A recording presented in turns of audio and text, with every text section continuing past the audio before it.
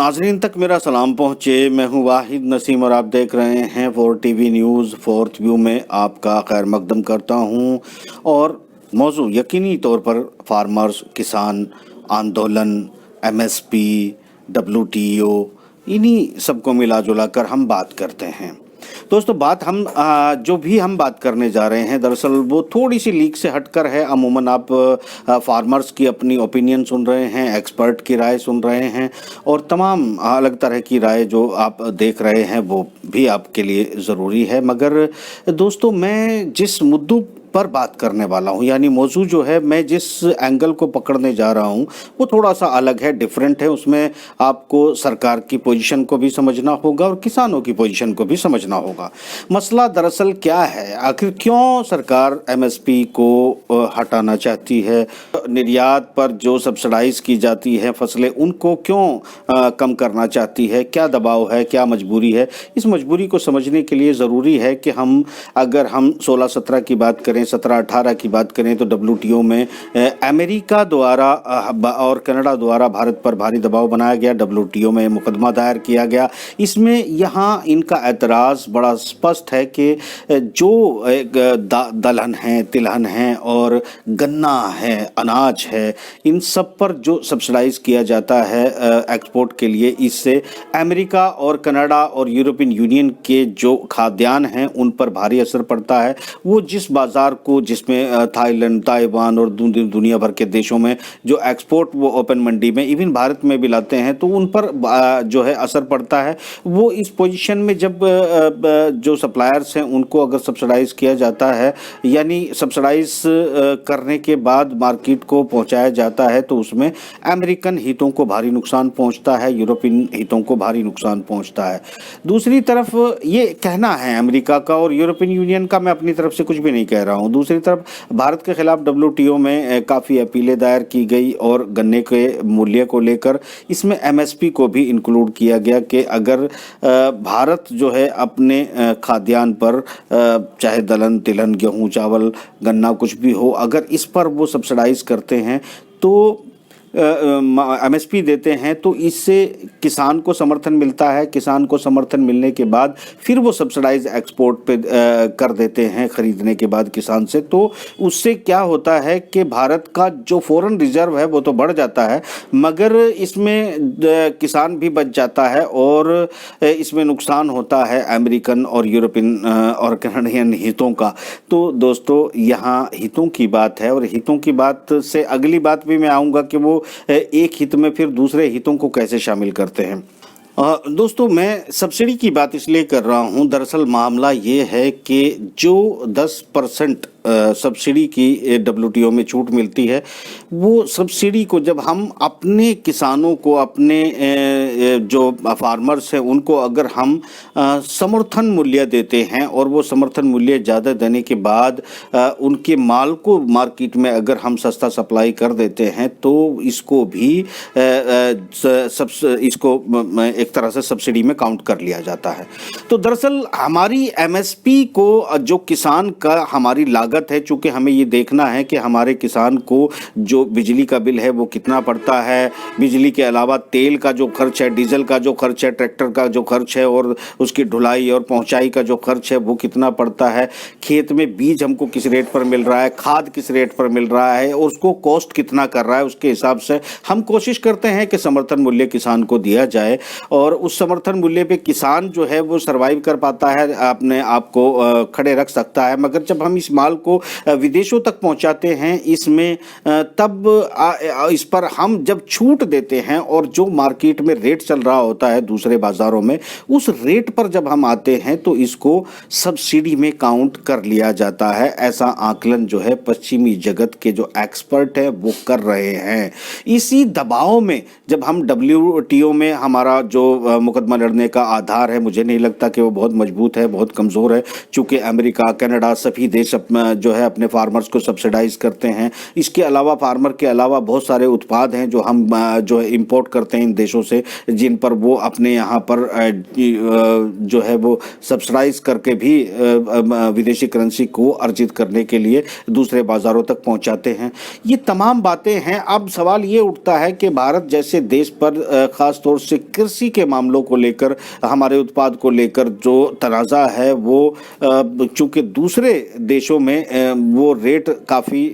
Different है, उसकी वजह से हमें उज्बेकिस्तान, थाईलैंड, ताइवान, आपका ऑस्ट्रेलिया गन्ने को लेकर काफ़ी चिल्ला रहा है। उसके अलावा कनाडा है, अमेरिका है, जापान है, 12 देश तक जो है वो हमारे ऊपर आपत्ति आ जाती है। तो ये देखिए सूरत हाल ये है कि यहाँ सरकार दबाव महसूस करती है और सरकार अपने पक्ष को अच्छे से नहीं रख पाती, जबकि मुझे नहीं लगता कि हमारी अगर वो 10% की सब्सिडी को कैलकुलेट करके इसका सही से प्रबंधन करे तो हम जितना पैदा करते हैं उस टोटल का हमको 10% मानना चाहिए, ना कि हम जो एमएसपी दे रहे हैं किसान को, फार्मर्स को जो हम रेट जो मुहैया करा रहे हैं उसमें जो डिफरेंट आता है उसको हम सब्सिडाइज में अगर काउंट करते हैं तो मेरे ख्याल से किसानों की जितनी हमारी भारत में उत्पाद होती है उसका 100% हम सरकार के तौर पर बाय नहीं करते हैं, खरीदारी नहीं करते हैं, बल्कि उसका हिस्सा बहुत कम है जो सरकारी तौर पर खरीदा जाता है। अलबत्ता ये जो एक्सपोर्ट क्वालिटी का माल होता है उसको भी खरीदा जाता है। और यहाँ ये सवाल है कि किसान, छोटे छोटे किसान हैं, 1 एकड़ 2 एकड़ 5 एकड़ के किसान हैं जो अपने खाना पूर्ति करते हैं, लोकल बाजार में ही अपना सप्लाई कर देते हैं। जो बड़े फार्मर्स हैं जो और मतलब जब छोटे बड़े सभी शामिल हो जाते हैं, सभी को रेट अच्छा मिल जाता है। जब एमएसपी तय की जाती है तो छोटे दुकानदारों के लिए भी, छोटे फार्मर्स के लिए भी बाजारों में रेट तय होता है, उससे सस्ता बेचने की जरूरत उनको नहीं पड़ती है, यानी लोकल बाजार में भी उनको सही कीमत मिल जाती है। दोस्तों, अगर ये सरकार अपना पक्ष अच्छे से न रख पाए और अमेरिका और कनाडा और यूरोपीय संघ के दबाव में आ जाए, अपने जो फार्मर्स हैं उनसे आप सब्सिडी कम करने के नाम पर एमएसपी भी हटा दें और ओपन बाजार कर दें, तो इसका मतलब क्या होगा? दोहरा असर आप पर पड़ने वाला है। सीधी बात यह है कि जो माल दूसरी जगहों पर पैदा होता है वहाँ की जो उनकी प्रोडक्शन कॉस्ट है वो कम आती है, यानी कि भारत का माल अगर अच्छे से एक्सपोर्ट नहीं होगा, अगर किसान खुद भी अब महंगा बेचना चाहेगा तो वो इसलिए नहीं बेच पाएगा क्योंकि अंतर्राष्ट्रीय बाजार में सस्ती चीज़ें मिल रही होंगी, और जो जिनको यहाँ छूट दी गई है कि वो भंडारण कर सकते हैं, वो चीज़ों को इकट्ठा कर सकते हैं, इंपोर्ट कर सकते हैं, एक्सपोर्ट कर सकते हैं, वो सब अगर एक्सपोर्ट आप कमाल कर सकते हैं तो वो इंपोर्ट भी कर सकते हैं। और वो अगर बाजार में दूसरी जगहों पर सस्ता कॉस्ट करता है, कॉस्ट करने का मतलब ये होता है दोस्तों, इसकी जिम्मेदार सीधे सीधे सरकार होती है, चूंकि वो आपको खाद्य किस रेट पर जो है इस्तेमाल कराती है, डाई कितने रेट पर इस्तेमाल कराती है, बीज आपको किस रेट पर इस्तेमाल मुहैया कराती है, आपकी बिजली किस रेट पर मुहैया कराती है, आपके ट्रैक्टर, आपकी पहुंच का तेल, आपके इंजनों का तेल, आपके ट्यूबवेल का तेल वो किस रेट पर मुहैया कराती है, ये आपकी कॉस्ट बढ़ाने का काम सरकार करती है। और अगर सरकार जो है वो अपने द्वारा प्रोवाइड की गई बाजार से खरीदने वाले किसान जो किस चीज़ें खरीदता है वो उसको महंगी मिलती है तो उसकी खेती महंगी हो जाती है। और दुनिया में चूंकि दूसरी चीज़ें बहुत सस्ती हैं और फार्मर को सुविधा होती है, उसकी कॉस्ट जो है वो कम हो जाती है, लागत कम हो जाती है, वो अपने माल को सस्ता बेचता है, तो भारत का माल जो है विदेश में एक्सपोर्ट होने की गुंजाइश घट जाती है, इंपोर्ट होने की गुंजाइश बढ़ जाती है। ऐसी सूरत हाल में जब डिमांड एंड सप्लाई के हम सिद्धांत पर पहुंचेंगे तो याद रखना दोस्तों कि आने वाले दिनों में जब ऐसी सूरत हाल बनेगी तो महंगाई के बजाय किसानों का माल इतना सस्ता हो जाएगा कि एक तो बाहर नहीं जाएगा और जितनी देश को ज़रूरत है उससे ज़्यादा पैदावार होगी, उसकी खपत जो है वो कम हो जाएगी, तो किसानों को मुफ्त के भाव भी ये अनाज या गेहूं या गन्ना बेचना पड़ सकता है। ये सूरत हाल हो सकती है आने वाले में, बाजार के सिद्धांत पर सीधे सीधे बात कर रहा हूं। और अगर ये जो सूरत हाल बनेगी कि ये एक खेल और होता है, समझ लीजिएगा कि एक खेल ये होता है कि जब फसल के आने का समय होता है, ऐसे मौक़ों पर अगर ओपन बाजार के मालिक जो बड़े बड़े जो है सेठिए हो सकते हैं, बड़े बड़े एक्सपोर्टर इंपोर्टर हो सकते हैं, अगर वो ऐसे मौके पे बाजार को भर देते हैं और पहले से ही बाजार में माल को पहुंचा देते हैं इंपोर्ट करके, तो फिर फार्मर्स जिसे सरकार संरक्षण देने से मना कर देगी, वो संरक्षण खत्म होने के बाद उनका माल अगर डिमांड एंड सप्लाई के सिद्धांत पे आएगा तो इतना सस्ता हो जाएगा कि ये सेठ तमाम प्राइवेट जो है गोडाउन अपने भर सकते हैं। चूंकि जरूरी चीजों में से गेहूं चावल इन सबको अगर निकाल दिया गया है तो इनके भंडारण में कोई कमी नहीं होगी और ये भंडारण बहुत बड़े हो सकते हैं और फिर इसी बाजार में कमी पैदा करने के लिए माल को एक्सपोर्ट कर दिया जाता है, या माल की जो सप्लाई है बाजार में वो अगर रोक ली जाती है, चूंकि उस पर कंट्रोल सरकार का नहीं है, तो उसका मतलब होगा कि लोगों को वो चीज बहुत महंगी मिलेगी और असंतुलित हो जाएगा। यानी कि प्राइवेट कंपनी जो भारी मुनाफा कमाने का काम करते हैं उनके दरवाजे पूरी तरह खुल जाएंगे।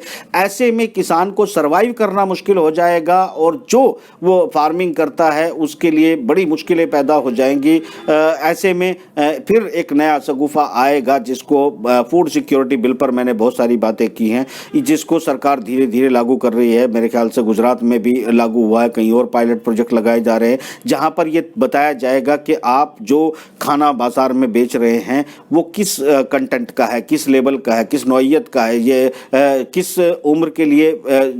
मतलब ये फीड सही है कि नहीं है। देखिए सरकार ने पार्टनरशिप की है फूड सिक्योरिटी को लेकर यूकेड के साथ, यूसेड के साथ। यूसेड एक अमेरिका की एजेंसी है जो रिलेशन डेवलपमेंट और बिजनेस डेवलपमेंट और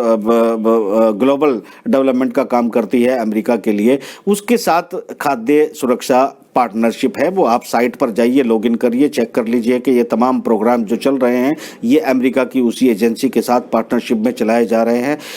ऐसी ये वो खुलकर अपनी साइट पर लिखी है कि वो किस किस एग्रीकल्चर्स में भी वो किस तरीके से पार्टनर है और तमाम चीज़ें जो बाजार डेवलपमेंट है उसमें भी वो किस तरह से पार्टनर है। बहुत सारी चीज़ें आपको और पता चलेंगी। ये साइट भी ज़रूर खोल कर देखिएगा कि आप ये लगता है कि आपको इस सरकार की नीति है या फिर ये पूरी दुनिया पर वो एजेंसी करवा रही है, ये भी आपको देखना चाहिए। क्योंकि कोई भी अगर हम किसी देश में जाकर कोई काम कराएंगे यकीनी तौर पर हम चाहेंगे कि भारत का भला हो। इसी तरह कोई विदेशी चाहेगा अगर भारत में आए और वो हमारे साथ मिलकर काम करेगा तो वो अपने देश के लिए काम करने वाली एजेंसी अपने देश का भला पहले चाहेगी और हमारे देश का बाद में चाहेगी। ये बात आप जितनी जल्दी मान ले उतना अच्छा है, ना माने तो इसमें मैं तो बहुत ज़्यादा कुछ नहीं कर सकता। मगर एक चीज़ आपको समझाते हुए चलता हूँ कि ये खेल बहुत बड़ा है और इस मायने में बड़ा हो जाता है कि हालांकि हमने 10% जो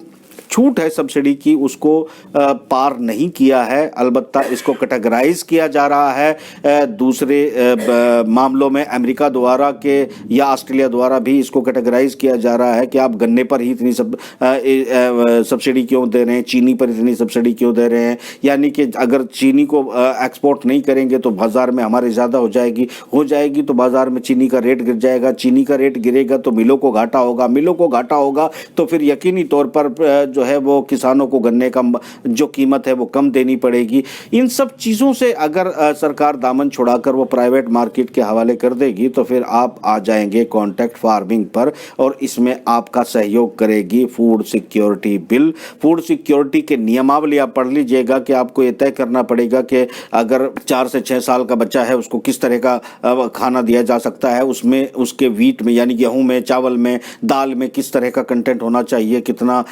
जिंक और ये जो केमिकल उसका जो होता है बेसिकली प्रोटीन वो किस लेवल का होना चाहिए ये तय करना पड़ेगा। और 24 साल में अलग और महिला के लिए अलग और प्रेग्नेंट महिला के लिए अलग, बुजुर्गों के लिए अलग, इस कैटेगराइज को उगाने के लिए हमारा छोटा फार्मर बिल्कुल सक्षम नहीं है। और ऐसा माल अगर नहीं आएगा तो आने वाले दिनों में धीरे धीरे स्लो पॉइजन है, धीरे धीरे पहले आपको फूड सिक्योरिटी के नाम पर बहकाया गया, उसके बाद फिर जो है वो सब्सिडी खत्म की गई, उसके बाद फिर आपको ओपन बाजार में लाया गया, अब आपके लिए कॉन्ट्रैक्ट फार्मिंग खोल दी गई। फिर उसके बाद कॉन्ट्रैक्ट फार्मिंग खोलने के बाद आने वाले जो दिन होंगे वो ये होंगे कि आप फूड सिक्योरिटी के मानकों के हिसाब से पैदा करिए और तब ये किसान नहीं कर पाएगा तो मजबूरन ये बड़ी बड़ी कंपनियों को अपनी जमीनें देगा किराए पर और उनके लिए फार्मिंग करेगा। और ये अपना माल अगर पैदा भी करेगा तो बाजार में फूड इंस्पेक्टर इनको गिरफ्तार कर लेगा, क्योंकि ये जापान में सबूत के तौर पर मौजूद है कि अगर आपके पास कोई चीज पैदा होती है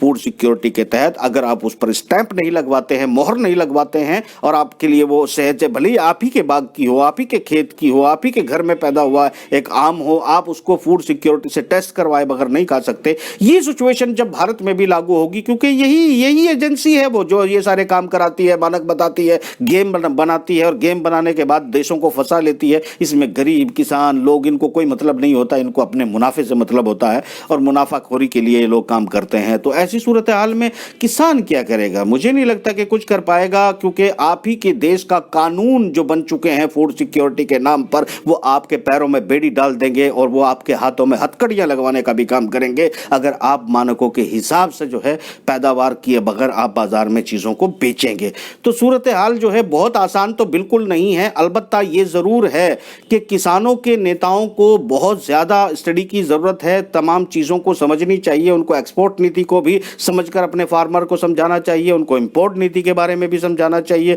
उनको एमएसपी डब्ल्यूटीओ के मानकों के हिसाब से भी समझाना चाहिए। हमारे पास लड़ने के बहुत सारे तरीके हैं। अगर भारतीय सरकार देश के किसानों के साथ कंधा से कंधा मिलाकर आगे नहीं बढ़ेगी तो भारत भी पूरी तरह से एक आर्थिक गुलामी की तरफ चला जाएगा। किसान भी जो है एक बंधुआ मजदूर की तरह काम करेगा और जो कंपनी चाहेंगी वो पैदावार करेंगी, जितना चाहेंगी स्टोरेज करेंगी, और जिस कैटेगरी के यहाँ पर कस्टमर पाए जाते हैं, यानी 30 से 35% जो एलीट क्लास हैं, उन लोगों को जो है टारगेट कर उनको अलग तरह का कंटेंट दिया जाएगा, उनसे अलग कमाई की जाएगी। फिर सेकंड मिडिल क्लास जिनको है उनको टारगेट किया जाएगा, फिर लोअर क्लास को दिया जाएगा। तो कुल मिलाकर ये होगा कि यहाँ हिंदुस्तान में ही कई हिंदुस्तान बन जाएंगे और कई हिंदुस्तान कई तरह के मुनाफा देने का काम करेंगे बाजारों को, और ये सूरत हाल बदलते बदलते उस पोजीशन में पहुंच जाएगी जिस तरीके से मैं, हालांकि बहुत लंबा है वो मामला, अगर मैं एक अलग देशों को लेकर आपको कल्चर को समझाऊं तो कुल मिलाकर बात यह है कि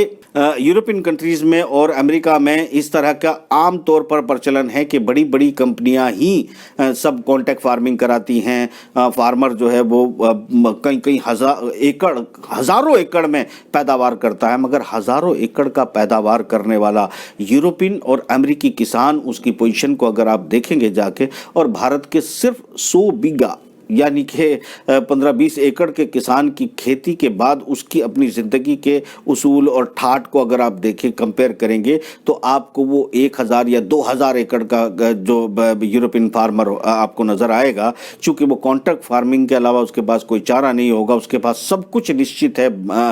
बंदिशों के बीच में है, वो सिर्फ अपने जीवन को चला पाएगा जिस तरह हमारा यहाँ पर 5 के बजाय बल्कि 1-2 एकड़ का जो किसान चलाता है, उस तरह की सुविधाएं होती हैं। अलबत्ता उसको ज़रूर हैवी मशीनें दे दी जाती हैं, हैवी इक्विपमेंट दे दिए जाते हैं, सब पर बैंक का लोन होता है, कुछ आपसे बैंक के ब्याज के नाम पर छीन लिया जाता है, कुछ आप पर जो है कॉन्ट्रैक्ट फार्मिंग करा के आपको फसल के नाम पर जो है आपका दोहन कर लिया जाता है। उसके बाद जब आप बाज़ार से इनके बनाए हुए प्रोडक्ट को बाय करने जाते हैं तो उसके नाम पर ले लिया जाता है। यानी कि बड़ी बड़ी रकम जो है, कई कई देशों की अर्थव्यवस्था से बड़ी बड़ी रकम जो है एक कंपनी के पास होती है। और लोग जिंदगी में, याद रखिएगा दोस्तों, एक बात मत भूलिएगा, इनके बहकावे, इनकी फिल्में देखकर, इनके एडवर्टाइजमेंट देखकर धोखे में मत आइए। मैं पूरी तरह बहस करने के लिए तैयार हूं कि यूरोपियन अमेरिका के वो लोग जो अपने आप को संपन्न समझते हैं, वो पैदा होने के बाद जब 18 साल 1 दिन का होता है तो वो कर्जदार हो जाता है, मकान के लोन के नाम पर, गाड़ी के लोन के नाम पर,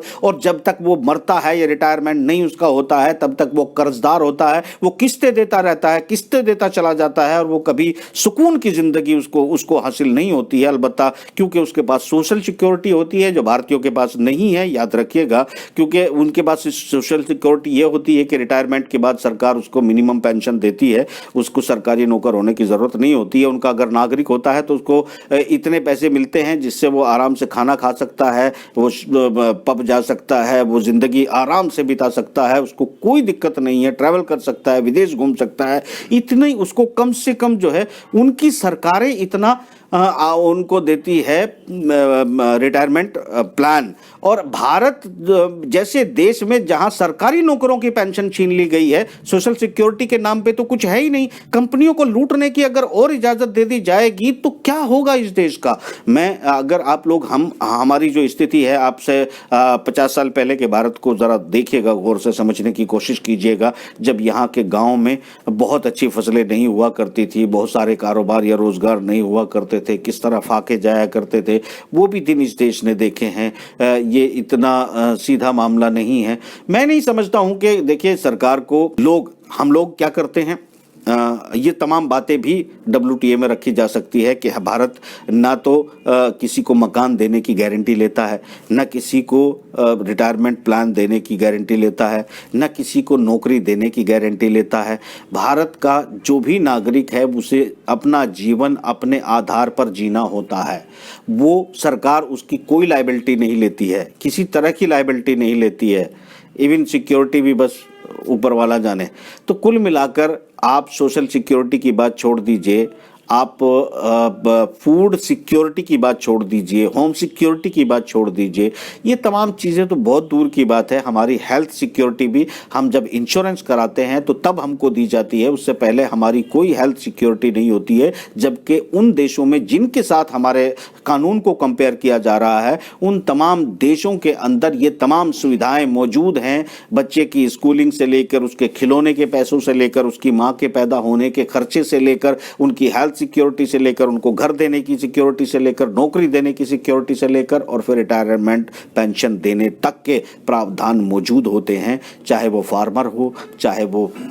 सफाई कर्मचारी हो, चाहे वो फिर किसी और दूसरी कंपनी में नौकरी करता हो। तो ये तमाम सुविधाएं होने के बाद भारत को अगर उन देशों से आप कंपेयर करेंगे तो मुझे लगता है कि सुसाइड का रेशो बढ़ जाएगा, क्योंकि उनके पास जीने का मात्र एक जो मंत्र है वो ये होता है कि मैं 60 साल का हो जाऊंगा, रिटायर होने के बाद मेरी जान छूट जाएगी और मैं रिटायरमेंट की पेंशन से कम अपना बुढ़ापा जो है ठीक से गुजार लूंगा। भारत में ऐसा नहीं है। आपको ऐसी पेंशन कोई नहीं दी जाती है जिससे आप अपना बुढ़ापा आराम से गुजार लें, या फिर आप अपने बच्चों को हाई एजुकेशन जो है, जिसको कहते हैं क्वालिटी एजुकेशन, वो मुफ्त में मुहैया आपको की जाती हो। ऐसा बिल्कुल भी नहीं है। इवन जो है कुल मिलाकर बात यह है कि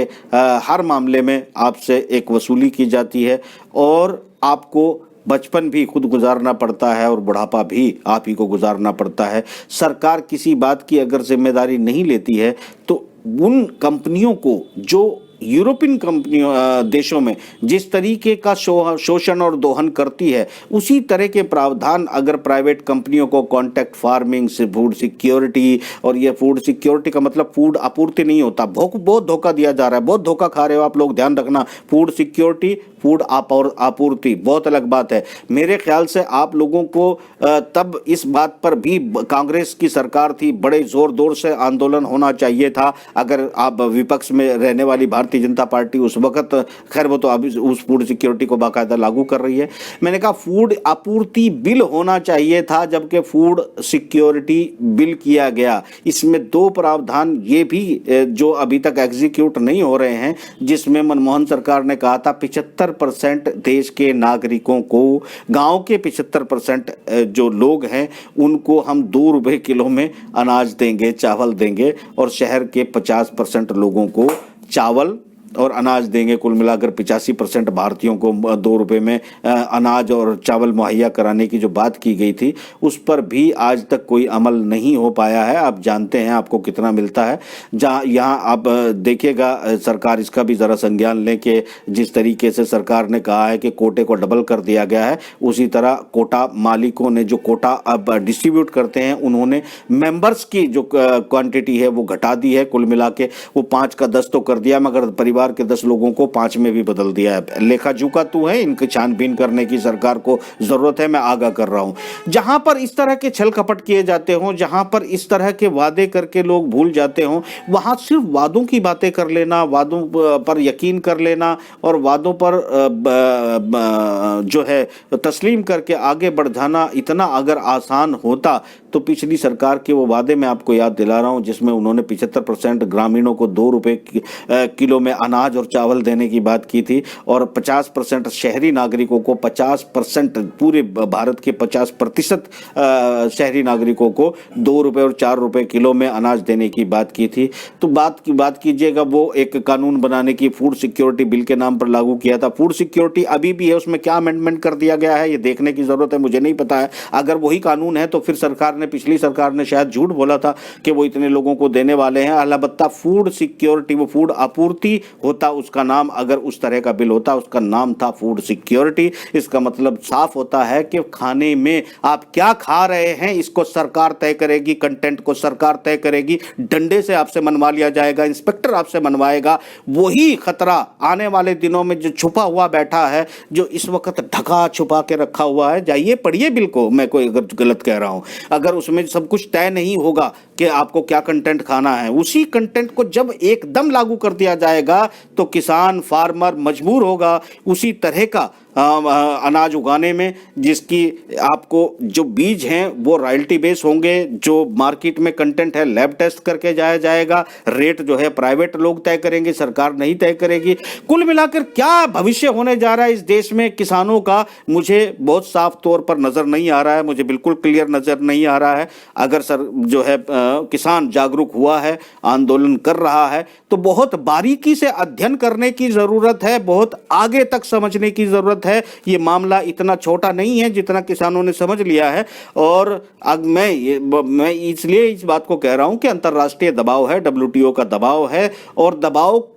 के लिए भारत सरकार की जिम्मेदारी है कि वो सही रास्ता निकाल के दे, ताकि भारत का नागरिक जिंदा रहे, किसान जिंदा रहे, आम इंसान को फायदा हो। और अंतर्राष्ट्रीय पर नीतियों पर WTO में लड़ना सरकार का काम है। इसीलिए जनता सरकार को चुनकर भेजती है, इसीलिए बड़े बड़े IAS PCS को बड़ी बड़ी तनख्वाहें दी जाती हैं और बड़ा बड़ा सम्मान दिया जाता है, ताकि वो भारत के हितों को बहुत अच्छे से अंतर्राष्ट्रीय और राष्ट्रीय लेवल पर पुटअप कर सकें, भारतीय नागरिकों को सिक्योरिटी दे सकें। यहाँ पूरा देश सरकारों की सिक्योरिटी में लग गया है, सरहदों की सिक्योरिटी में लग गया है, नेताओं की चाकरी में लग गया है, और भारतीय नागरिक की सुरक्षा के नाम पर कुछ भी नहीं किया जा रहा है। इससे बड़ा इस देश का दुर्भाग्य कुछ नहीं हो सकता। आप देखते रहिए 4 TV न्यूज़। मुझे दीजिए इजाजत। खुदा हाफिज।